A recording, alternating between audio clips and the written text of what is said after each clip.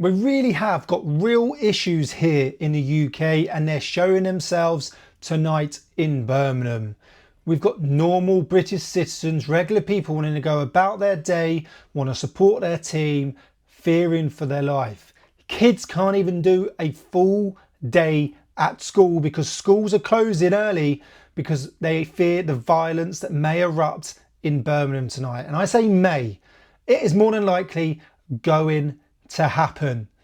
And then we've got masked men, pro-Palestine, pro-Gaza, masked men putting out a video which pretty much threatens anyone that doesn't believe in what they say and doesn't support pro-Palestine. Or doesn't support Palestine, not pro-Palestine. But let's check out this video, let's check out some news articles and see what they've got to say. But it is pretty disgusting that a football game cannot go ahead tonight. As usual, away fans can't attend.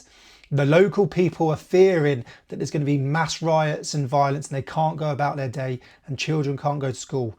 But let's have a see what we've got here and let's check it out. So we've got this clip that has been posted on GB News. We'll cover the full article in a minute, but have a watch this and let me know what you think.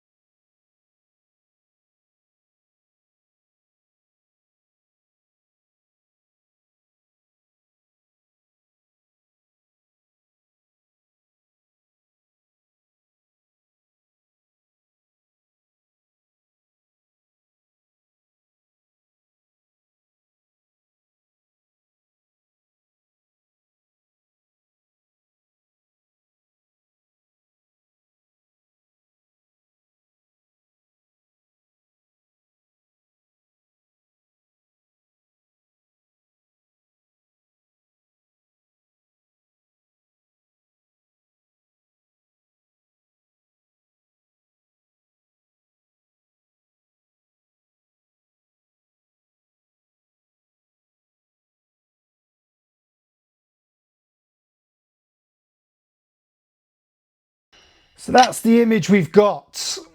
That is the image we've got. First of all, just want to say, stop covering your faces.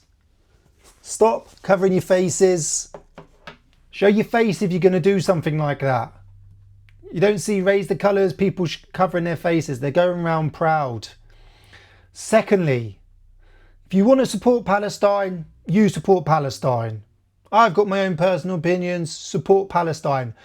If you want to support Aston Villa and show your support, then fly an Aston Villa or a St George's Cross or a Union flag. Because they're part of the Premier League and they're part of Britain, they're part of the UK, part of English football. Right, football, there's no need for this. This is a football game, okay? Support your teams. But let's see what they've got to say because it really winds me up. Masked pro-Gaza activists beam Patrick Christie's onto Villa Park in chilling protest ahead of Maccabi Tel Aviv fixture. The pro-Gaza activists clad in black clothes and masks, take the masks off, have shared a video appearing to show them becoming GB News Patrick Christie's. Obviously they're mentioning Patrick Christie because it's a GB News article, but there was other journalists and sort of panellists in there. The chilling video published by the group Denified features 4 men on the streets of Birmingham along with the caption Zionists are not welcome. Ahead of tonight's clash between Aston Villa and Israeli club Maccabi Tel Aviv, fury erupted when fans were banned. I don't think fans should ban. This is the football game. Fans should be allowed to play. In light of clashes between the fans and Ajax fans in Amsterdam last year, West Midlands Police classified the fixture as high risk. But why is it high risk? I'd love to know your thoughts on this. I think we all know why, but comment below. The safety advisory group responsible for Villa's Park safety certificate then made the announcement, which both the Prime Minister, Keir Starmer, and Conservative leader Kemi Badenoch slammed. Despite the decision, Denified shared a video of them taken to the streets in the dead of night. So basically goes on to say 4 men in hoods could be seen standing in Villa Park. So they think the video was projected afterwards. I don't think it was actually projected onto the wall. It was sort of edited in after the video. But this is where it gets a little bit worrying, okay? Bearing in mind, Israel, Palestine, Gaza, going on thousands of miles away from the UK. thousands of miles away from the UK. And as you can see here, we've got someone sat on a wall flying the flag. Not the British flag, not the St George's Cross, not a Villa flag to support Aston Villa, the white, red and green flag. And then there's a little bit about Dinified, okay? This is who they are. They draw their name from the Islamic teachings, claiming that respect, honour and success only come through Islam. I don't get how that's possible, but if that's what you want to believe, we should all be respecting each other. You should all have your own honour, and you should all be creating your own successes, okay? And you can do that any way possible. Without the Deen, we are lost, but with it, we are strong, united and guided. No one is united here. That is the issue we have in the UK. The UK is more divided than ever. There is no unity. We are not united and we are not guided. Massive issues.